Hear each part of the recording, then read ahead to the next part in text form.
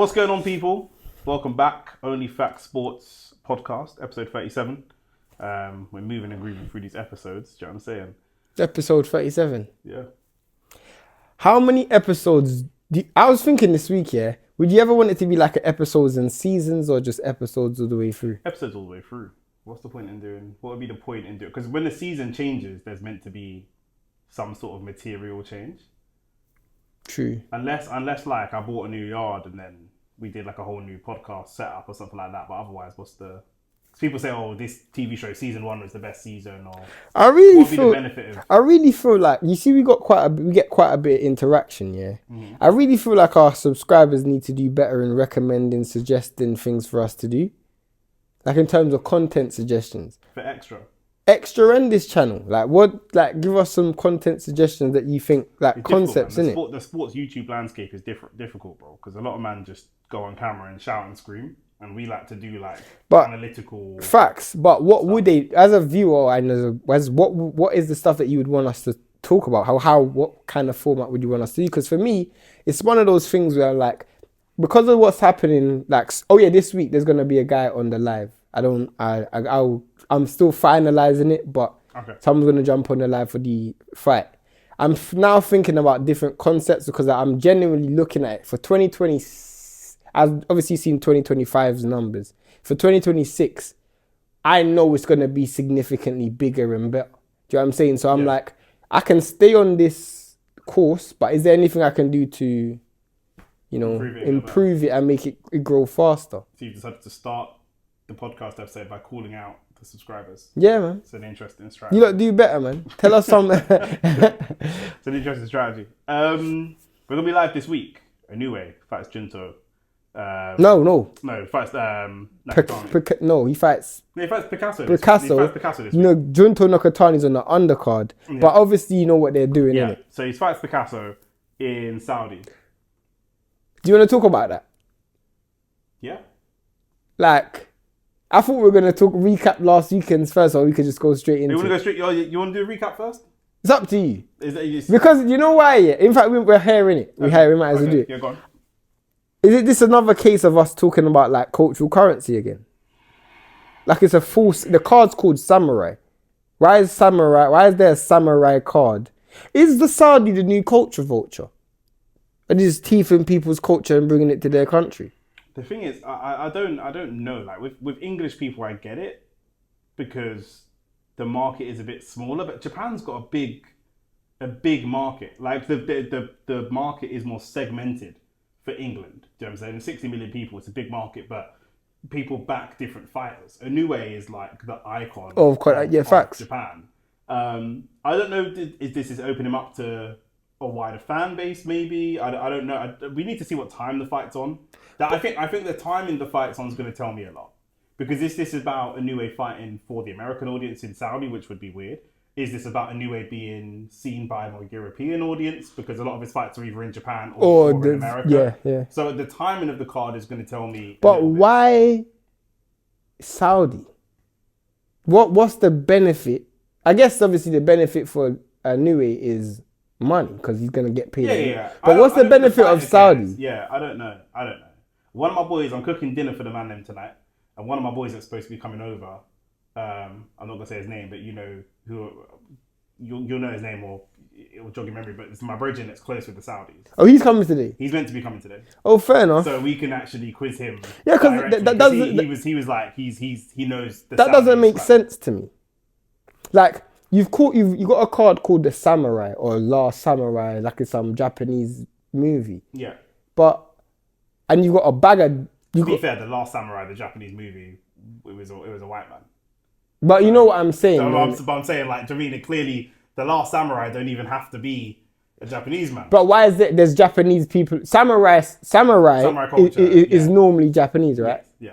And Inoue is Japanese. Nakatani is Japanese. We obviously know what this is like. This is the build-up. This is the build-up to when they actually fight next year. I guess if I had to make a decision between this card being in Saudi, and then the Nakatani Inoue fight being in Japan, that would make more sense. But is that fight going to be in Japan? I'm just saying, I'm trying to, do you know what I mean? I'm trying to be level-headed here. No, but say maybe if the build-up is big in Saudi and then we can move that. But maybe the build-up is big in Saudi and they keep it in Saudi, bro. Potentially. Then that would be hot. That's obviously what we're kind of afraid of. But I'm not Japanese, yeah? But I'll keep it real. If this is what we're talking about culture, right? If we did, obviously we're not going to, but let's say we were in a position where we could go to watch Inoue versus Nakatani, which is a great fight. We'll talk about the fight in a second. But for me, I would want to see that fight in Japan. Would you want to see that fight in Saudi? I mean, we're going to come to another fight that might be in Saudi that I think should be in the UK shortly, but that fight should be in Japan. For Japanese fans, the fans have also, I know he's fought in America, but Japanese fans have done a lot to build. Facts. To build him. Facts. Like what? Like with facts. Should be that mega fight. Mega fight, bro. And it's like where, especially because after this, the fights that people want him to go up and fight.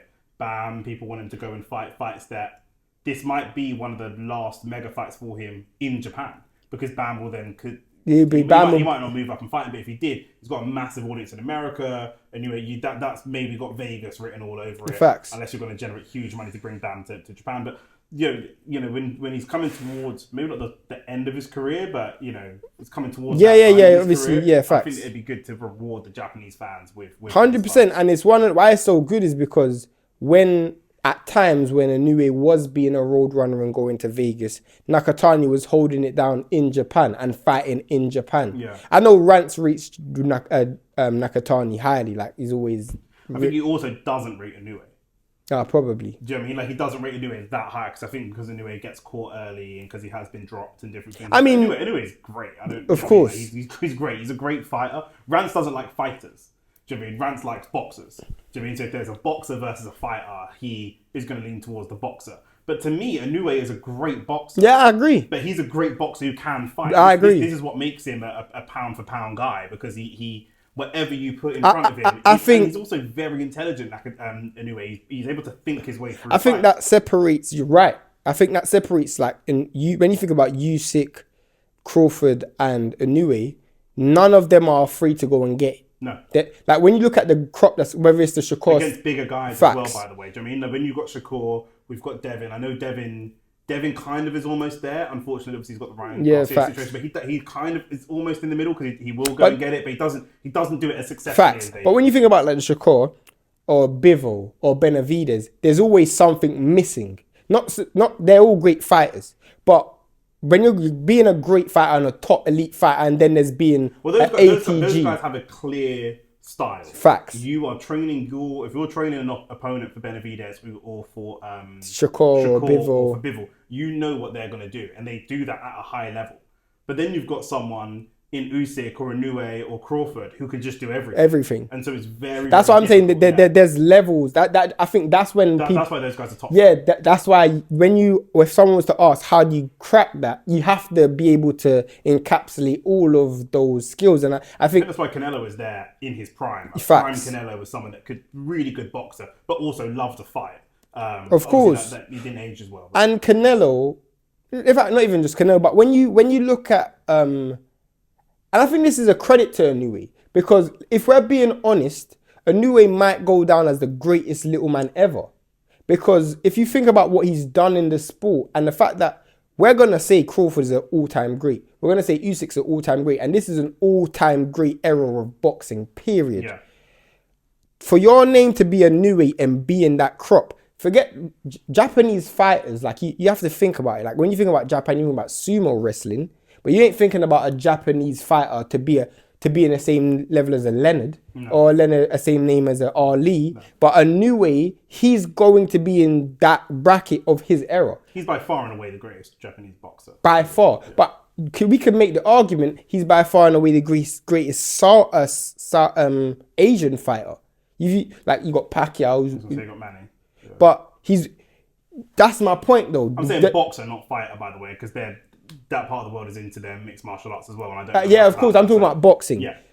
When but the fact that you're saying Manny, though, Inoue to be in the same category as Manny just shows you how great Inoue is. Yeah. Do you know what I'm saying? I feel like that's one of the biggest oversights. I feel like with us, we kind of just associate everything with whoever's the best gets the most credit.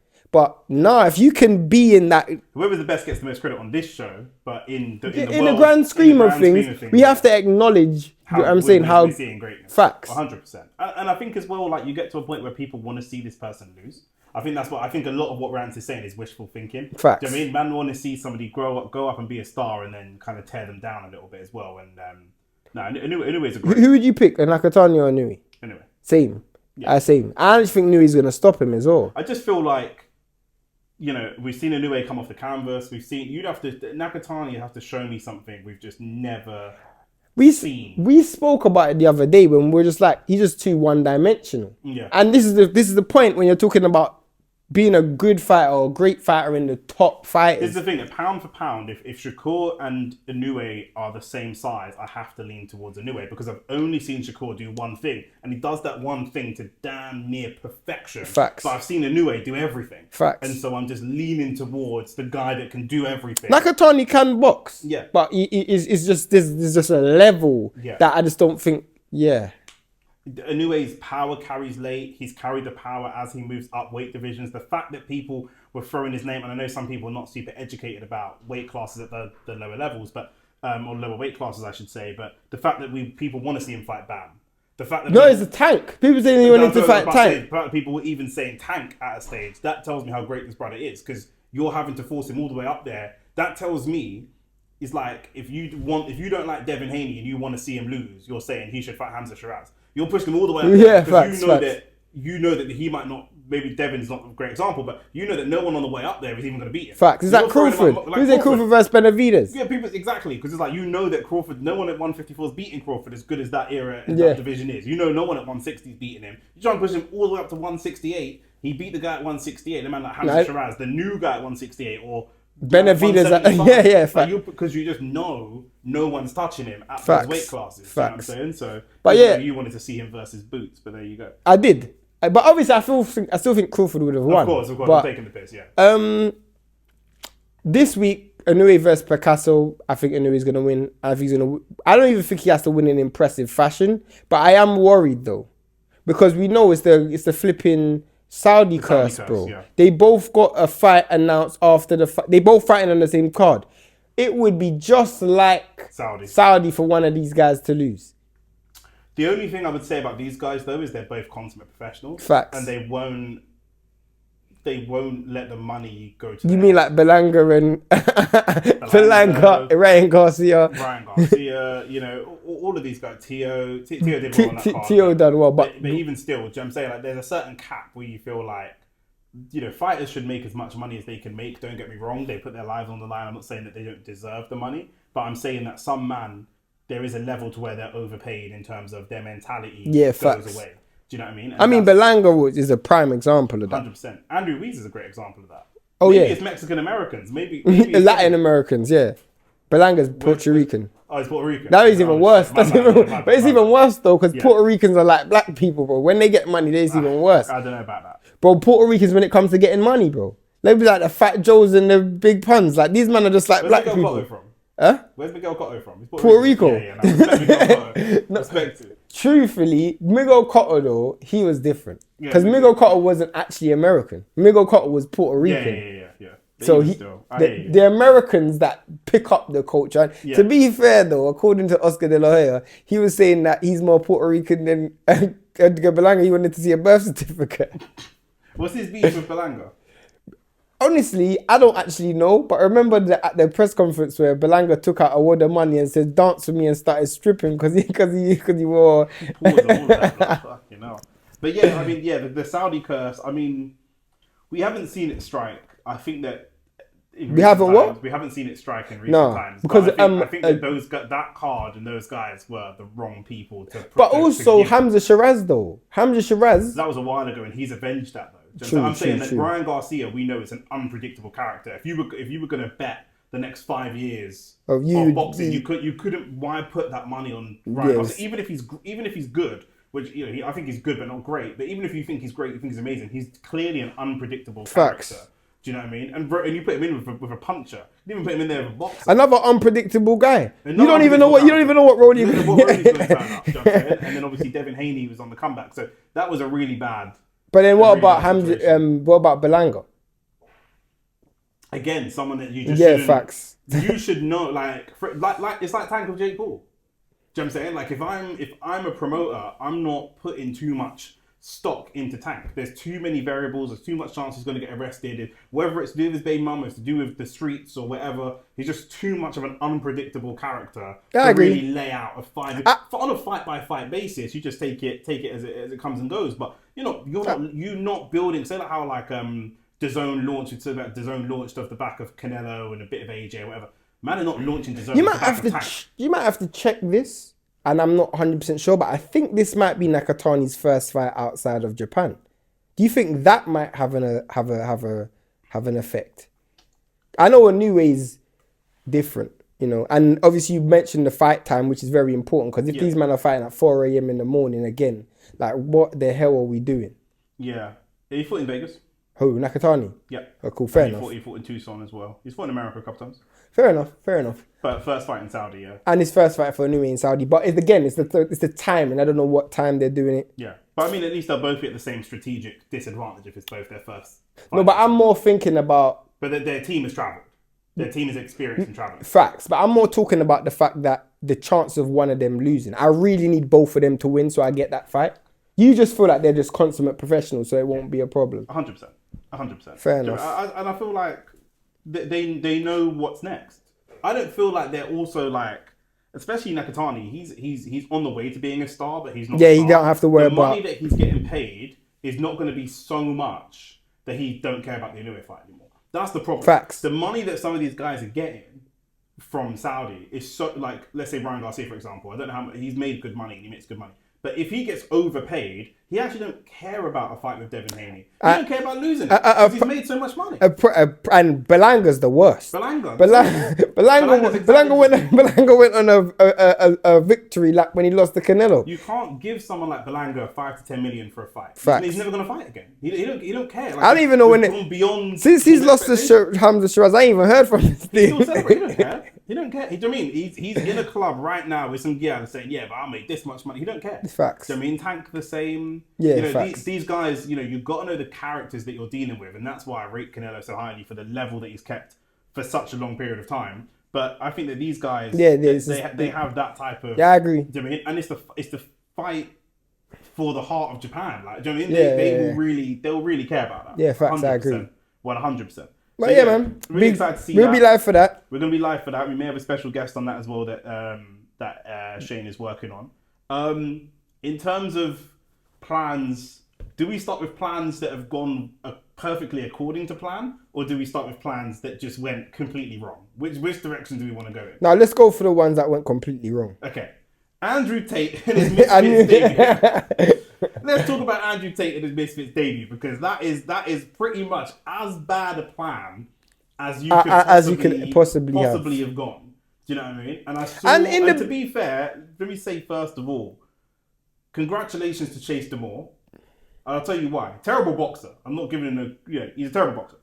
But I was sent a reel from the press conference that my boy CK sent to me. And Chase Damore called it absolutely perfectly. He said, you go out drinking, you go out partying, you smoke cigars, you were going to gas after the first round. That's what he said. He said, you are going to gas after the first round. I'm 6'5", I'm going to be just generally bigger and stronger than you. You're more experienced as a fighter, but you were going to have a gas tank problem. I'm younger, I'm fresher, I'm fitter, and I might not be the best boxer, but you're going to gas out, and then I'm going to back you up. And it was exactly... Box, but that's exactly what happened. This is why, for me, I genuinely thought, this weekend people were talking about rigged fights. Yeah. I thought this might be rigged out of every fight, because I thought it was one of those ones where... You thought that before the fight? Before the fight. Before the fight. I thought this fight was going to be rigged, because if you were to ask me, as a boxing man, who I think's gonna win, I would have told you Chase Damore. Yeah. And I was saying it to my cousins, bro. Chase Damore boxes. Yeah. He don't box. A kickboxer isn't a boxer. So the mechanics, regardless how low level those mechanics are, the mechanics are still better. A shit boxer should beat a good non-boxer. Facts. That's my point. Yeah, a shit football player. Every football player we watch in the Premier League, all the way down to non-league, we might think is shit. There's someone in Arsenal that I think is shit. There's no one in Arsenal I think is shit, but there might be someone in United you think is shit. Facts. All the way down to Braintree playing in non-league. They should still be better than us. Facts. And Andrew Tate is not a boxer. So I always, but I was like, you know what? Misfits can't afford an Andrew Tate loss. But this is why I know the people who run Misfits don't actually know boxing. Because for me, I would have never taken that risk, bro. But the thing is, you didn't need this to tell you that the people that run Misfits don't know boxing. Do you know what I'm saying? Because the people that run Misfits are social media people. There is no one involved with Misfits. I think Eddie did the promotion for the KSI logo. That was the first ever one and stuff like that. Other than the Sauerlands, and let's not talk about them, who is involved in Misfits that knows anything about boxing? These are pure social media people. We don't think, we're going to talk about AJ Jake Paul soon, we don't think that AJ should have ever been in a ring with Jake Paul. But Misfits, there's no one in there that's going to have that kind of quality control. If AJ wanted to fight Dean the Great on Misfits, they would put it on. Facts. And they would find a way to put it on, because not even all their fights are necessarily professional bouts. They don't have to adhere to the same rules. There's no state athletic commission. There's no. Facts. So where's the oversight? Where's the professional oversight? Where's the quality control? This is Ngannou. This is worse than Ngannou going in and fighting AJ. That fight should have never happened. That fight shouldn't have got sanctioned, but it did, and we saw what happened. You're putting someone in there who's nearly 40. At least Ngannou was an active UFC fighter and an active UFC champion. You're putting someone in who had low-level kickboxing tournaments, and again, when I say low-level, he was a world champion, but it's like area title level stuff. Do you know what I mean? It wasn't UFC or anything like that. It's like, you know, again, what's the governance? A low-level governance tournament. And we heard that, because when Andrew Tate came up with an excuse, he was like, well, I came in there, I tried my best, this is part of life, but I went in there with a younger, bigger world champion. What world champion did you go in there and fight? Yeah. World champion. Well, that's what they call it. It's the Misfits. That goes back to your point of when you say Andrew Tate's a world champion, under what governing body? Yeah. Is it a recognized governing body? Yeah. If I could say I've won more titles than Bukayo Saka. They were Power League titles. Do you know what I'm saying? I've got 6 Power League titles. So that's what it's like. I won a title at Power League with my boys in five-a-side, and now I'm going to go and play Arsenal because I've got titles. You man ain't won a title. Well, yeah, you got titles, but where's your title from? What do you think that this does for Andrew Tate's brand?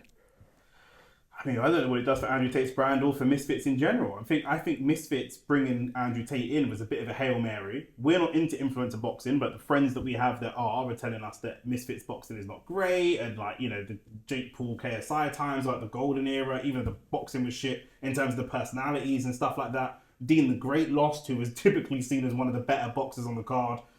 They might have to bring in Vidal Riley to deal with Chase Demore or something like that. Do you know what I'm saying? Vidal Riley will batter Chase Demore. But I don't know what happens next. But in terms of Andrew I thought you say I don't know. I was about to say what? But in terms of Andrew Tate's brand, I mean, it's going to be severely damaged, isn't it? Severely damaged. I mean, we had a guy on our live who named himself after... He probably killed blood. You can't say that on... Can you not? I think it's fine. It should be fine. But yeah, like he probably man jumped out of a window, bro. 100%. Man offed himself. Yeah, I mean your cousin was upset. No, he weren't upset. He weren't upset. But yeah, he was like, bro, I bet Nick thinks I'm upset. Bro, like, anytime a man tells me like the stuff your cousin says making me laugh at, bro. He said he's defending masculinity. And I was like, get off the internet. Someone cut this nigga's internet off. Cut off your internet. Go outside. Go outside. There's mad people out. There's mad bitches. There's mad girls in front, and all kind of life is still happening. Go to Miami. Just get off the internet. No one's attacking masculinity. None of that. Just go outside. No, there is attacks on masculinity, but I hate it. Not, bro. There is, but I'm saying like how much that affects you. Yeah. Go outside. But there's always been attacks on masculinity forever. Just go outside. Yeah, like, facts. just allow it. But no, man, I think Andrew Tate's gonna be in a problem, bro. I think yeah, for sure. Like I look at his brand of being the top G. And the worst thing is, it really shouldn't be a problem. But because losing a fight, there's nothing embarrassing about losing a fight. It happens. The greatest boxers of all time have lost fights. It happens. However, you have built your brand on uneducated sports fans. Do you know what I'm saying? If you had built your brand with genuine boxing fans and you had a genuine boxing fight against a genuine world champion, you wouldn't really lose that many No, fights. not at all. But you've built your fan base on childish, easily manipulated losers. And so they're going to see any type of loss. Because you put your brand on, I don't take any losses. I don't take any losses in life. Facts. Every woman wants me. I get any girl I want. I get the hottest supermodels. I can drive the fastest cars. I have everything. I And don't these lose. impressionable kids believe that And shit. these impressionable kids believe, like I'm telling you now, you might not rate me because I'm not Andrew Tate, but life is full of ups and downs. Everyone's life has ups, everyone's life has downs. It is what it is. No one just wins every day, constantly. But this is what these kids believe, and that's why it damages his brand. But Of course. It's a brand that And it's a house of cards. You built it up on nonsense. And it's like, you have a lot of haters as well. You're just giving course. haters artillery, bro. I mean, a lot of the women are immediately. Women that Bro, I'm fans seeing, of Misfits bro, is bro, like- bro, I'm seeing memes upon memes, bro. Like, Yeah. I'm seeing bare memes, bro. I'm like, yeah, this is mad. Yeah. This is so mad. He was the most Googled man apparently last year, and he's going to be the most memed man of 2026 for sure. Yeah, definitely. Because it's just going to be easy ammunition for any time. Yeah. We see what people do to Devin Haney and these people, and Yeah. Devin Haney don't talk crazy like Andrew Tate does. Far from. Do you know what I mean? So people hate him more, but that's a different You conversation. think so? Devin Haney. Do you think people hate Evan Haney more than Andrew Tate? He gets more unwarranted hate. Than I Andrew agree. Tate, do you know what I'm saying? Andrew Tate does things. that I think, in controversial. fact, maybe in terms of per capita, like, if you look at the people who love him That's versus what- people who hate him, there's a lot of people who love Andrew Tate. There's not a lot of That's people what I'm who saying. love. There are probably more people in boxing, more people that know Devin Haney don't like him. Yeah, and can't really tell you why. Do you know what I'm saying? But it's a separate conversation. But yeah, that brand is severely damaged. And the thing is as well, like Chase Damore, again, respectfully, he won. Congratulations to him. He's still not good, and so they're still going to be in a position of having to bring in people that are not good to keep him at world championship. Because what like you said, you bring in Vidal. Vidal's good, but And Vidal, I hope Vidal has bigger ambitions than being a Misfits champion, bro. I don't know if he does, but let's see. He obviously signed to Misfits Pro, which is a new. But I don't know why you would trust an organization like Misfits. It's a great point because Really? I know Eddie Hearn wanted him. Eddie Hearn wanted him to sign. So But he could sign for anyone. Frank, Vidal Riley could have gone to America to have a top rank. Vidal Riley is a good boxer. He's an up and Really coming good boxer. He's an up and coming potential world champion or world level fighter, and he comes with most importantly. I was gonna say, yeah, Most importantly for a promoter, he comes with a fan base. Facts. So you don't got to build this guy. He's already there. Do you know Like, what all I mean? that- I would say after Ben Whittaker, he is the hottest he was at that time. Yeah, I would say facts. the hottest prospect in boxing. And he's the easiest person to promote because this guy's, whether it's KSI, with rants, expressions, do you know what I'm saying? This guy's got, He gets it. he's got it, do you know what I'm he's saying? got it, Like, yeah. this guy's got like, what, 400,000 subscribers on YouTube?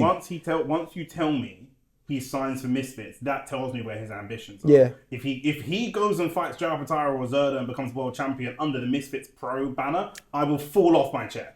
Do you know what I mean? Like, if you show me that you actually want If to you do sign that, to MVP, I would understand. yes, anyone. Misfits is the worst place for you to sign. It's a great place for you to sign from a money perspective, but from a professional boxing perspective, it makes He's from Tottenham, no though, sense. so he probably There's just thought about money.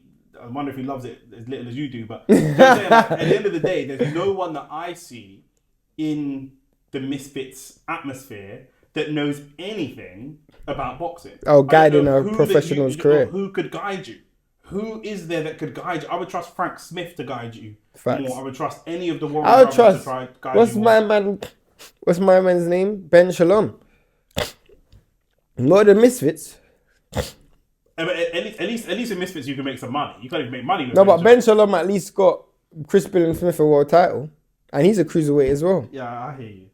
Shout out Ben Shalom. Man. But But I think I'm taking the piss because they're in a bad spot. But yeah, you're right. Like the Misfits is the last, but to guide a professional fighter and a professional fighter with the talent and the ability and trajectory that he has, that's the last place that you should be. But Yeah. it is what it is. But speaking of a guy who knows how to, bro, can we just do this, yeah?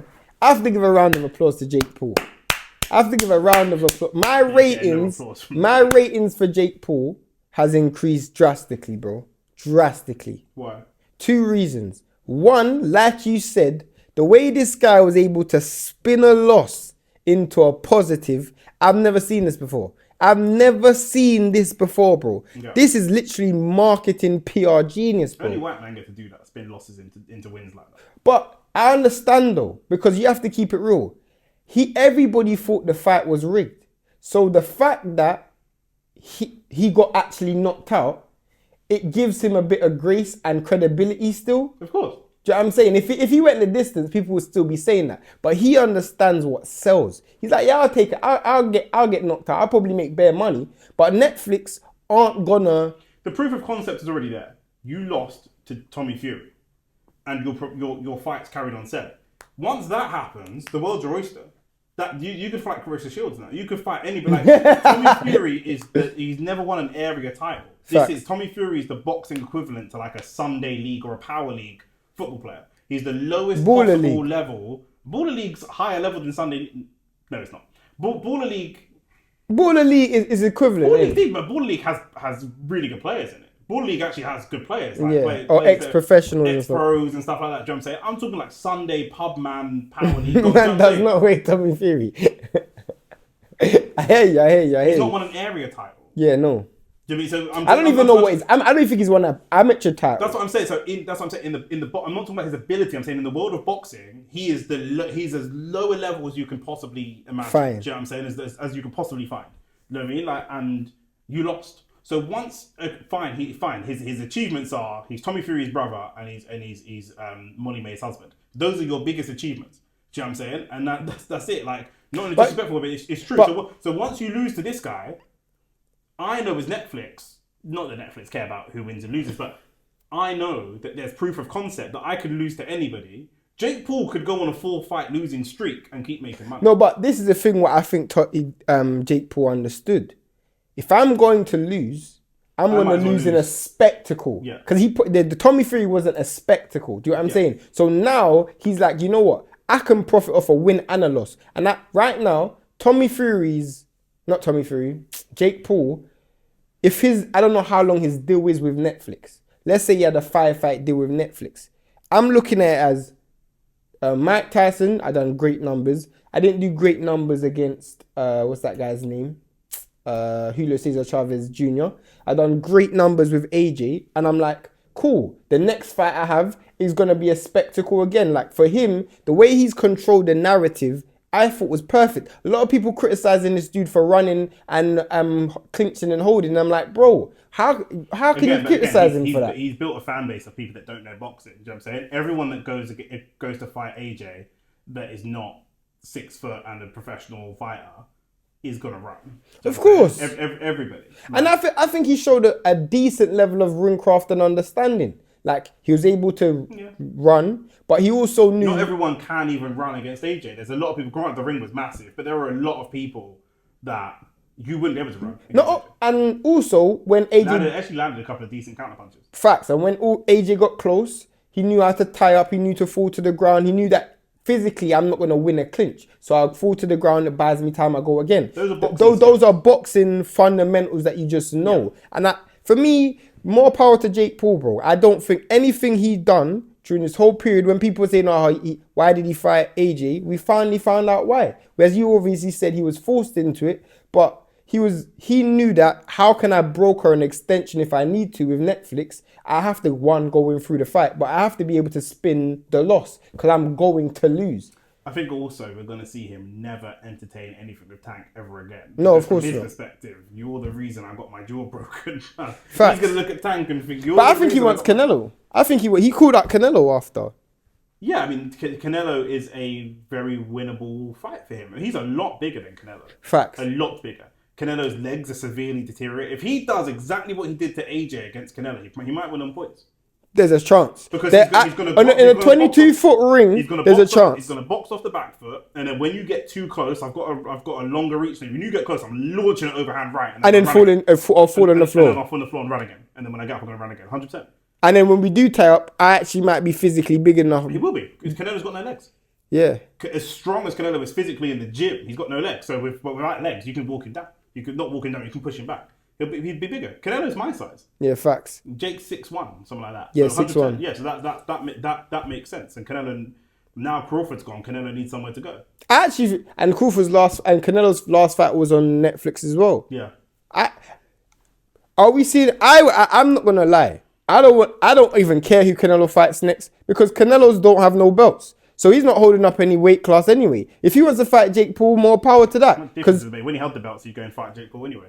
So now, Yeah, at least you're doing it with no belts. Yeah. You know what I'm saying? I saw Tyson Fury fight Ngannou when he should have fought Usyk. Yeah. Do you know what I'm saying? So he was just prolonging the inevitable. So. With Jake, if Canelo fights Jake Paul, go ahead. Yeah. I'm not against it. AJ fought Jake Paul. Yeah. Do you know what I'm saying? So I'm not against it. At least with this fight, I can actually see up until you just said it, I actually can actually see a method where Jake Paul beats Canelo, and people might look at me as look at me as an idiot when I say. 100% think Jake Paul could beat Canelo. We were some of the only people calling that Crawford is going to beat Canelo. Yeah, facts. A lot of men were not calling for Crawford. Man are going to do revisionism. A lot of men were not calling. In fact, before Crawford, we were the only platform I saw talking about how severely deteriorated physically Canelo was. No one wanted to talk about it. You might be the only one who's saying that Skull beat Canelo as well. He did. I'm just saying. William Skull beat Canelo on points. Do you know what I'm saying? Like the same way that Zach Parker beat Buatsi. William Skull beat Canelo. It was ugly, but he won. Canelo did not land any punches. Do you know what I'm saying? He won off name. Do you know what I'm saying? Facts. That was it. And I'll be real. Jake Paul could replicate a William Skull performance. I think if Jake Paul replicates this performance he had against AJ, William Skull doesn't have the big power shot. Yeah. Jake Paul is a big guy that has... the clinch. Yeah, he can what are Canelo's main attributes? His chin, his power, and his physical strength. Yeah, and he's got good body shots as well. He's got good body shots. Yeah, that's true. The only way that Canelo can beat him is with body shots, and he's not going to be able to get close enough. Yeah, he's got a 22-foot ring. 22 foot. The one thing with Canelo, he's got a great chin. If Canelo can walk through those shots, I don't think he can. Whenever Canelo's gone up and fought guys bigger than him, walking through those shots, what kind of weight is it going to be? Is it 175? No, it'd be higher than that. It'd be like 185. Those shots from Jake, because Canelo didn't like getting hit by Bivol. Bivol probably doesn't hit as hard as Jake. Bivol hits a lot better. He's got better punch mechanics and stuff. But I think it is more of like a gas tank thing, and he's gonna have the same gas tank problem against Jake Paul because you have to do a lot of moving. Like with Bivol, he makes you move your hands and your feet and your head at the same time. He's constantly pivoting, constantly punching, he's constantly making you move. It's almost like a snake, like a cobra that moves with you because he's moving. Like I don't know. I'm not gonna say what I was gonna say. I want to know what you were gonna say. I was gonna say, like if you ever mashing a gal, yeah. And the girl's overly active. Yeah. You now have to be overly active to stay at that same pace. Yeah. But I didn't want to use that as you got to match the rhythm now. Yeah. Yeah. Like I didn't want to use that. Hold them down and just do the thing. Sometimes. But if they're mashing back, then you got to mash back. Yeah. And sometimes it's like it's a Mo Farah thing where you're. Have you never heard the Bernie Mac joke? I've heard a lot of Bernie Mac jokes. A good piece of pussy and a cold glass of water will kill you. Yeah. But yeah, for me, I can definitely see a method of victory for Jake Paul. I might make Jake Paul the favourite. At 185 No, not a favourite. I'm not making him the favourite. 185 I'm still making Canelo the favourite. I'm still making Canelo the favourite. I make Jake Paul the favourite. I'm calling it now. You actually rate Jake Paul as a fighter then? No, I think that Canelo is a small man. He's going up. Where did Canelo start? 154. 150. If somebody started 154, fine. He's gone up as he's aged. I get that, but he's not 185 pounds. He's never looked great. He apart from beating Kovalev, who was a very very aged, and it was a great win. He don't look good going up to 1. Bro, he don't. He does not. And the stuff that Jake will do, just the basics, the movement. The tying up. And I do think that Jake holds some power because he's just a big, strong guy. The issue with Jake Paul doesn't have enough of offense, I think, to win a points decision against Canelo. But I think that, they might rob him, but I think that it will be similar to Skull, except Skull will tap you and then move. I think Jake will launch a power punch and then move. But Jake's just had his jaw broken by AJ. Not that we have to see how that heals. Not that Canelo's power won't bother him, because it will. Canelo can hit very hard. But he won't feel the same fear. I'll be honest, I actually was impressed with Jake Paul's punch resilience, This is what I'm trying to say. I was actually impressed. If once you've been hit by AJ and you stood at a face-off and you've looked up to a guy like that and he's broken your jaw, now when you go to the next face-off and you're looking at a guy down there, you aren't going to be as terrified. Because if you keep it real, that right hand that he got caught with by AJ, that was a flush right hand. He was knocked out, but he wasn't knocked out. He was unconscious.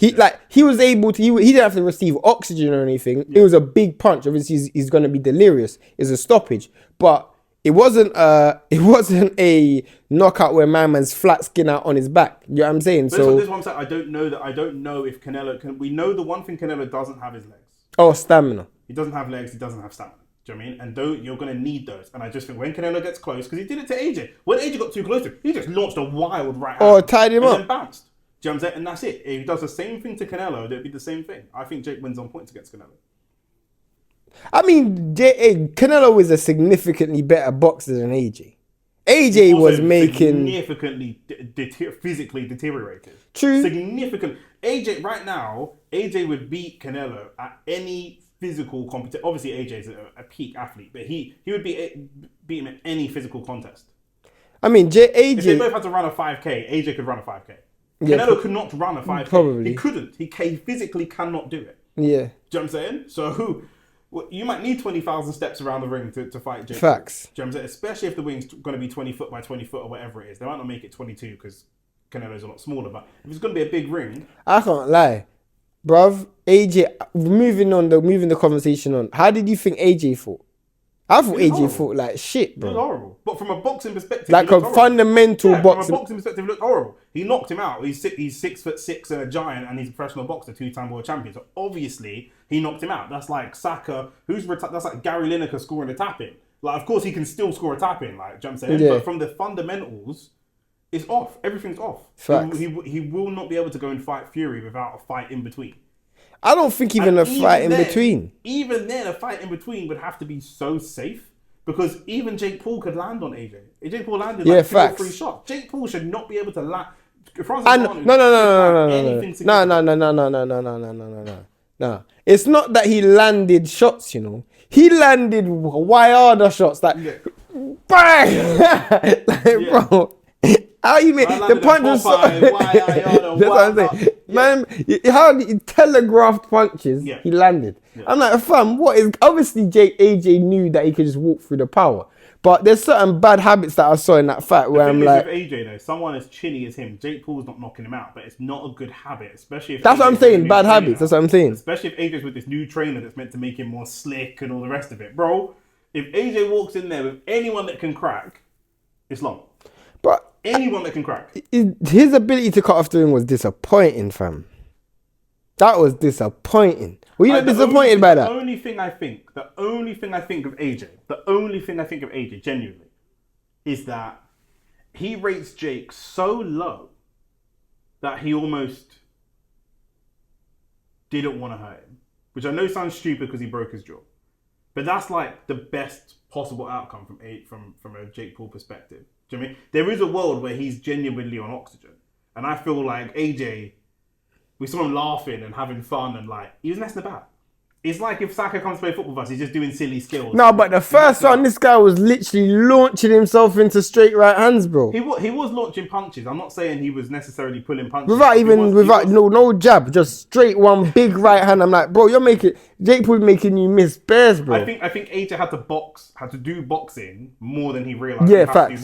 He thought if I just walk in there and hit you, you're dead. Yeah, facts. But actually, Jake moved. He's like, oh, okay, you can move. Okay, so you literally saw him go. He started again. He didn't go in there as AJ. He started literally like he'd never been in the gym before.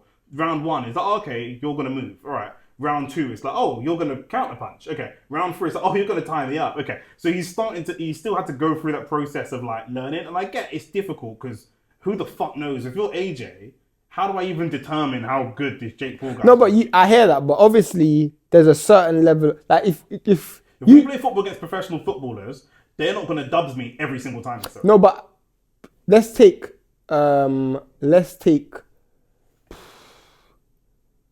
who's a good middleweight in like Misfits.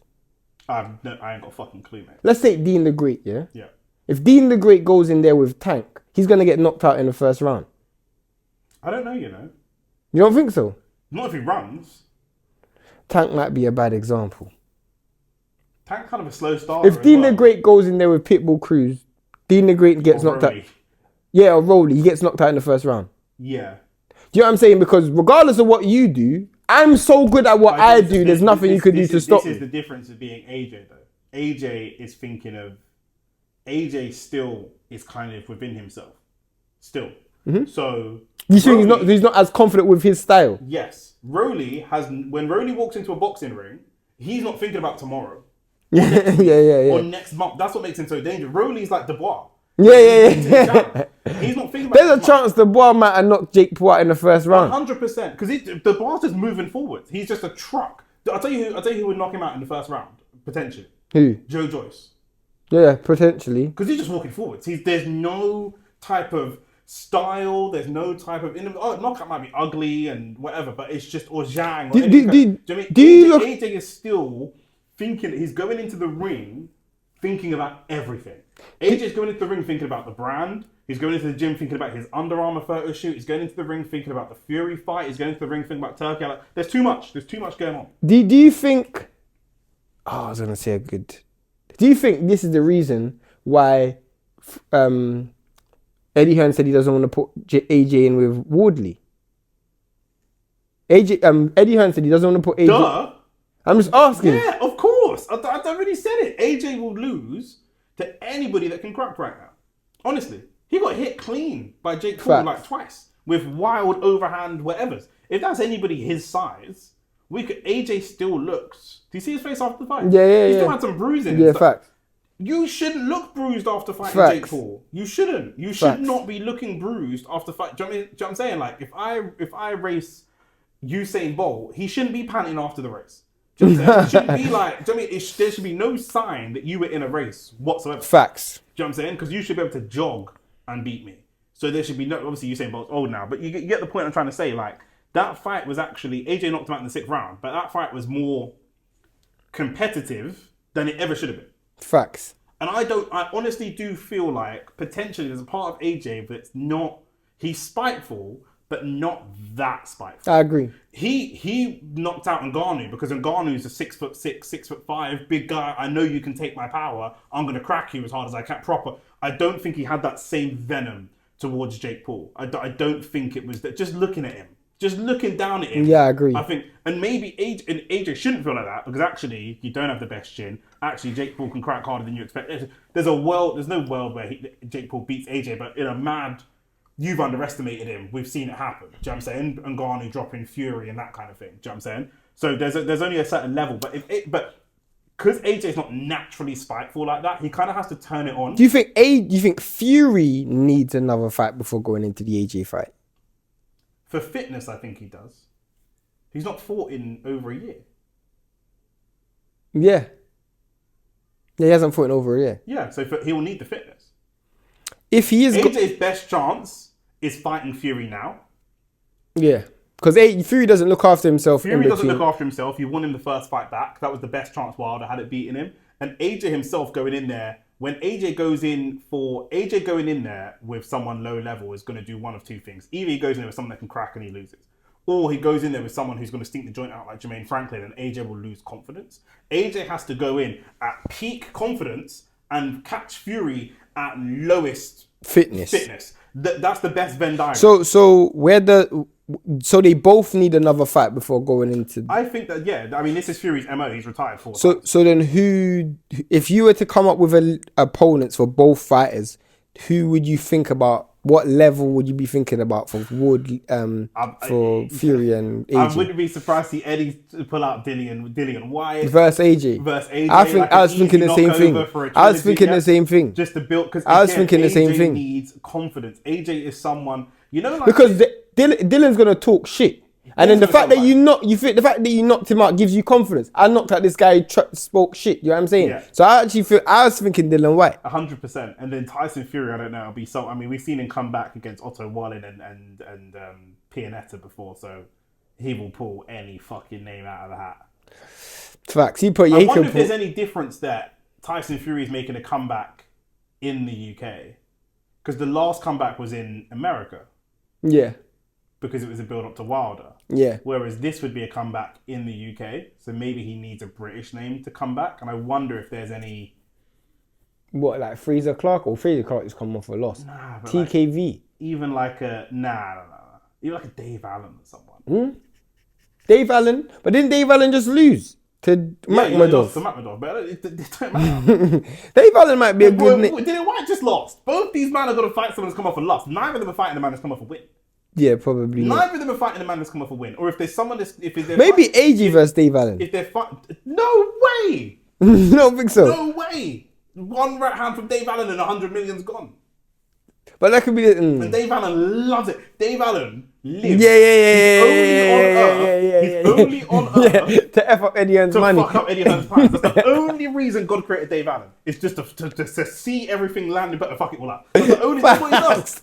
But there was when he tries to step into his own storyline, he bugs Yeah, out. yeah, facts, But facts. if he's gonna fuck up someone else's storyline, But you know why that's funny? Because there was talks about a Dave Allen versus AJ for the Makhmudov before, like when he had his own plans. As you said, he had his own plans to fight Makhmudov and then fight AJ, and then he effed up his own plans. But it would be a perfect world. I can see it right now. Where this AJ looks.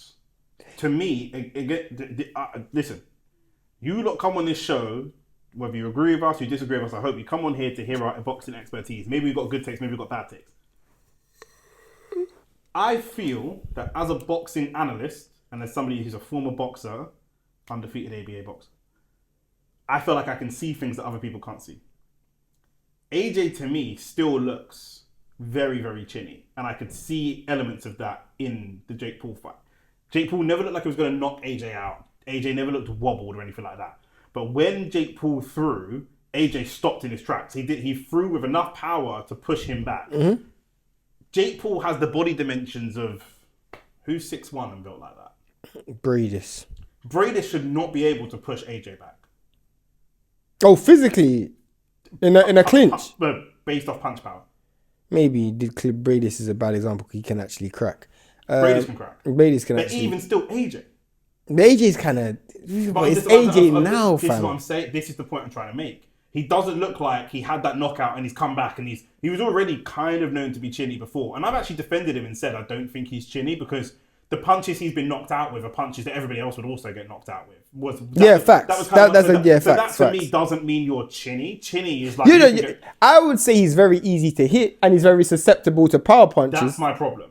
He looks way too easy to hit. And if those punches come from any decent heavyweight, that's a good point. It's a good point because a lot of the shots he's been dropped with or hurt with are shots that will hurt anyone. It's just that anyone won't get hit with those shots. The shot that he gets hit with the bar, rarely someone's getting hit with that shot. The shot he got hit with by the bar, everyone gets hit. Everyone gets knocked out by that shot.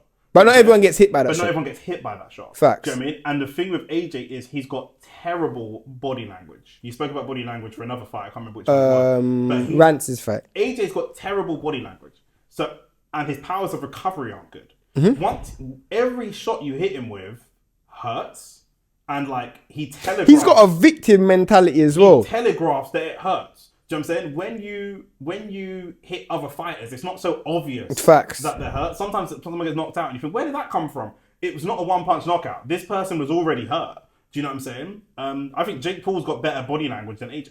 Mm-hmm. Do you know what I'm saying? Because some of the punches AJ hit him with hurt, but he's not telegraphing that it hurt. So people keep saying it's a one-punch knockout, and the one punch was the right hand that knocked him out. But he was already hurt. He was hurt building up to that. So that's my problem with AJ. He is, even if you go in there against Dave Allen, and Dave Allen is coming to the fight ready to lose. When Dave hits you with a left and your leg, you do the stanky leg buckle that AJ does because the equilibrium, he's got terrible equilibrium.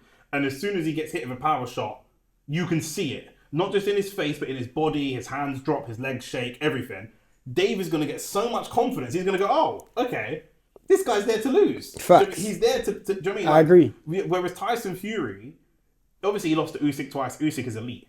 Any of those other guys, Chisora, Dave Allen, whatever confidence you come in with, I'm going to Dillian White. I'm going to take your confidence away.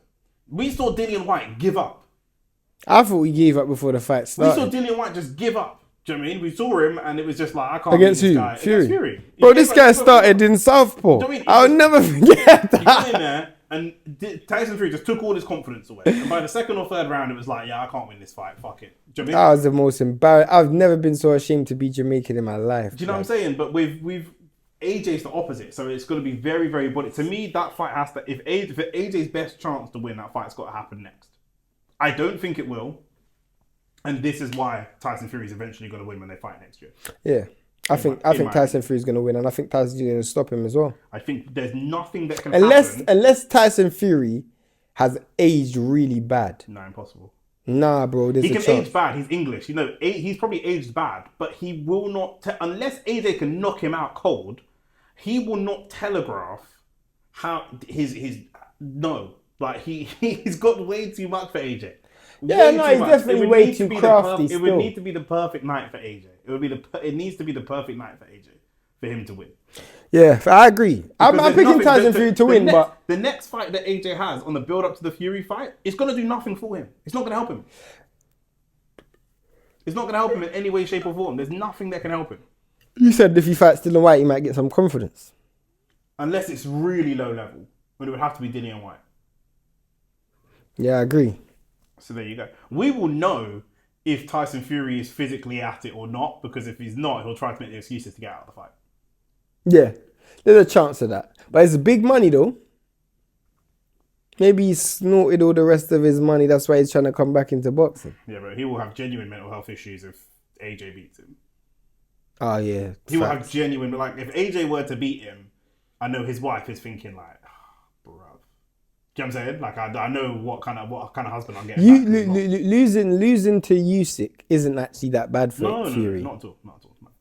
Losing to Fury, losing to AJ. Oh, it's bad. It's bad, fam. It's bad. We'll do a quick annual recap before we go. Yeah, man. What do you want to do? So you want to do Fight of the Year and Fighter of the Year. You want me to read out the list? Because I come up with a list. So you want to read the list and I answer? Or you want to give your... I was going to read the list and then you answer. If you wanted to add anyone, you can add someone. Okay. So we can start Fight of the Year and Fight of the Year, yeah? Okay. So do you want to do Fighter of the Year? The actual fight of the year first. So all of these fights on this list we were live for. Some of them were undercard fights. Some of them were main event fights. But this is the short list that I've come up with. You guys in the comment section. Yeah. If you guys think there's other fights that we've missed, we probably were live for it. Just put in the comment section. We'll give our opinion in the comment section. Mm-hmm. But this is based on my list. Ben Eubank won. It definitely won't be that. No, but I'm just saying, I know people are going to say that. Morel versus Benavidez, obviously we were live for that. Bivol versus Beterbiev 2, we were live for that. Abdullah Mason versus Sam Noakes, great fight. This was a fight that, for me, I don't think we were live for this, but this was on the undercard. This is when, this was like a really good fight that both guys were damaged and hurt. Morel versus Kataev. I don't remember what undercard that was on. We were on live for that, but that was a real good fight because that was a fight Morel came on a comeback after Benavidez and it was a real tough fight. It was on the Shakur Stevenson and Belanga card. That's when it was. Really good fight. Callum Smith versus Buatsi. We were live for that. That was a really good fight as well. That might be my pick. And Inoue versus Cardenas. We were also live for that. That was a good fight. That was a good fight. So for me, the fight that had me the most intrigued was Bivol versus Beterbiev 2 because it's probably the highest level fight. But of that list, what's the first thing that springs to mind? The Smith-Buatsi one. I think the Smith-Buatsi one for action. Yeah. Ultimately, you lot know if you're regulars on this channel, Shane likes high-level boxing. I like high-level boxing, but I love a scrap. Fight. And it was a British scrap, and it was a fight. And I do also have a soft spot for British boxing, which Shane feels less emotional. I mean, that was a great fight. It was a great fight. Buatsi made Callum Smith look like Roy Jones Jr. blood. He was looking amazing. I like Callum Smith as well. I've been a big fan of him for a long time. So. Yeah. I mean, the Inoue Cardenas fight is very, very close. Very, very, very close. Inoue, again, coming off the canvas to win. Yeah, facts. And Cardenas fought well. Cardenas fought really, really well. And then obviously Inoue didn't get in the stoppage. The thing of Cardenas, he executed his game plan to near perfection. But Inoue's just better. Inoue's just that good. Do you know what I mean? Morel versus Benavidez was a really good fight. It was a good fight. I preferred the other two, but it was a good fight. With Bivol versus Beterbiev, it was just the fact that it was such a great fight. Like, it's probably, in terms of high levels, it's not my favourite fight of the year. I prefer Bivol Beterbiev 1. I was there for that, so I'm going to say I prefer that. But obviously, the skill level was just so high that I just had to put it in the list. But it wouldn't be on my one either. What are you going for? I love Mason and Noakes, bro. I love that fight. I love that fight. That's a fight. I think it was a very good fight. I think Mason and Noakes is like two fighters that wanted it. They wanted They both it. believed they could beat the other one. Yeah, facts. Yeah. You know what? Just because I think both Mason and Noakes still have a long way to go in the sport, I'm gonna go Mason and Noakes because I felt like Smith and Bouts. I think Bouts. I don't even want to mention that guy's name. The win has not aged well. Yeah, but it was a great fight though. It was a great To be fair, that fight took the career out of Bouts. It took the fight out of I'll be so real. Watching that fight live, I think that actually might have been the fight that I was the most entertained by watching it live. When I was watching it live, we were entertained by that fight. That's why it's fight of the year for me. That was it's a great fight. One of my boys is supposed to be coming for dinner later. Is the guy I told you is Bouts? Yeah, bro, so that was entertaining. You can chat to him about that. I'm gonna go Mason and Noakes. I thought that was a great fight. Yeah, but you can go Smith and Bouts. for me, Smith Bouts. It's just it was a proper fight. It was a great fight. Proper fight. It's funny. Fight of the year included 2 Brits.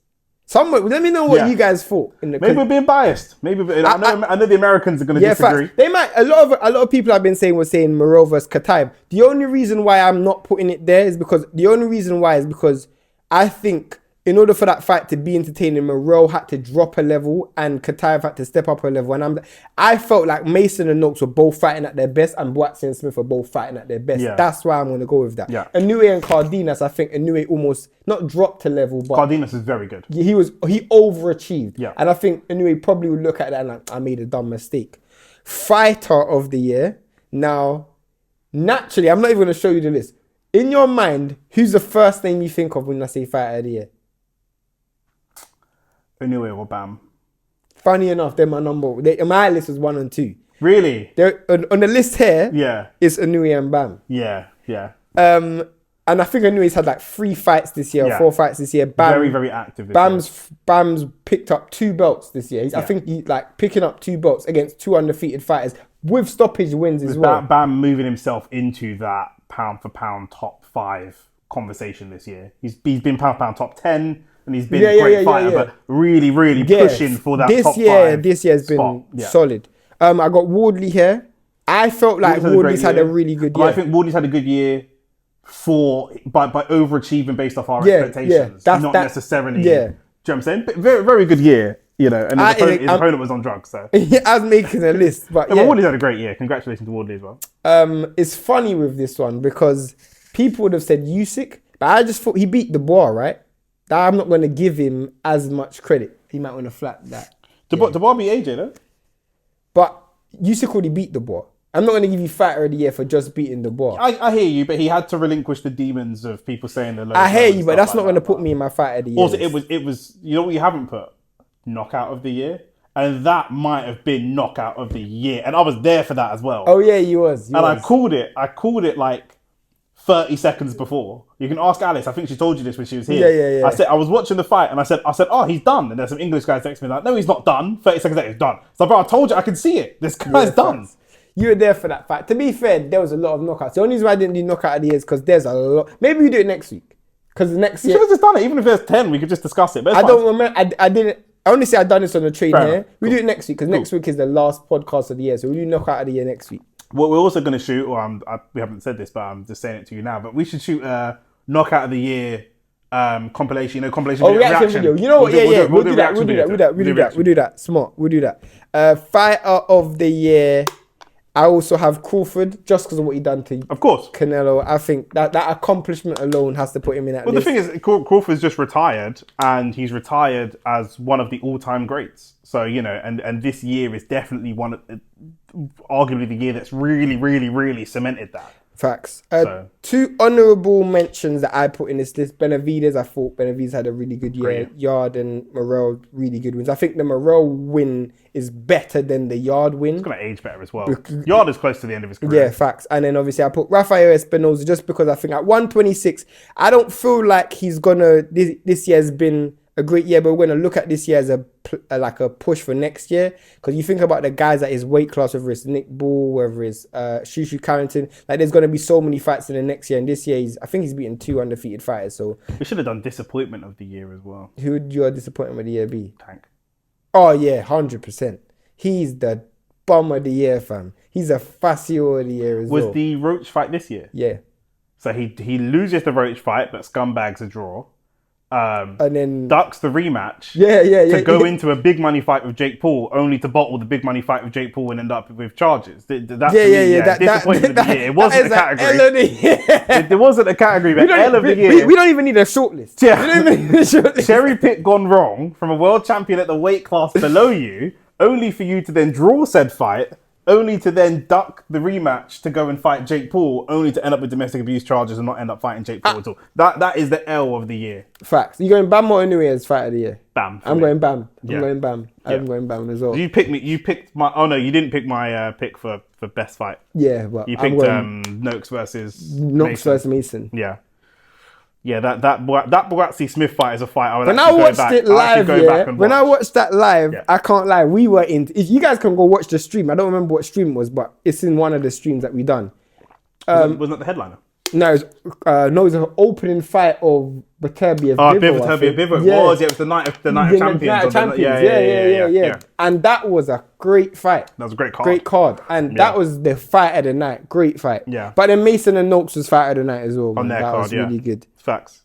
But yeah, that's everything, man. OnlyFacts Sports episode 37 in the books. We've got content coming out on OnlyFacts Extra, so please do go over there and subscribe. Please like this video, subscribe to the channel, all that good stuff. Like I said, we are going to be live for Inoue versus Picasso this weekend. We're also live for Arsenal versus Brighton this week. Arsenal versus Aston Villa after that. And going into January, we've got Matthias versus Smith. We've got Caballero. We've got Atoma versus Franklin. We've got Murtazaliev against Josh Kelly in Newcastle, and a bunch of other fights as well. Shakur Stevenson versus Tiafimo. Yeah, when's that in Jan? 31st. Is that the same day? Yeah. Ooh, okay.